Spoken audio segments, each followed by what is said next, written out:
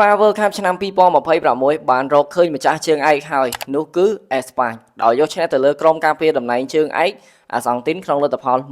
1-0នៅម៉ោងបន្ថែម15នាទី2ដងការប្រកួតយប់មិញនេះគឺអាសង់ទីនអត់មានមកក្បាច់អីជាមួយនឹងអេស្ប៉ាញតែម្ដងអេស្ប៉ាញលេងបាល់គ្រប់គ្រងបាល់គ្រប់គ្រងការប្រកួតទាំងមូល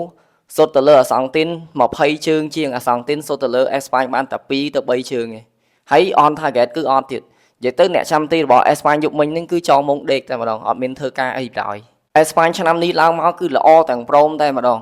ការពារ clean sheet បាន7ដងនៅក្នុងពានរង្វាន់នេះក្នុងចំនួន8ប្រកួតរបូតតែមួយគ្រាប់ឯងប៉ះជាមួយ basic របូតតែមួយគ្រាប់ហ្នឹងសំបីតែបារាំងដែលគេគិតថាជាក្រុមខ្លាំងមានខ្សែការពារឆ្នើមច្រើននៅតែមិនអាចទម្លុះសំណាញ់ទីរបស់អេស្ប៉ាញបានមុនការប្រកួតពានរង្វាន់ FIFA World Cup ចាប់ផ្ដើមគេរិះគន់អេស្ប៉ាញថាជាក្រុមដែលរើសកីឡាករអាងខ្សែ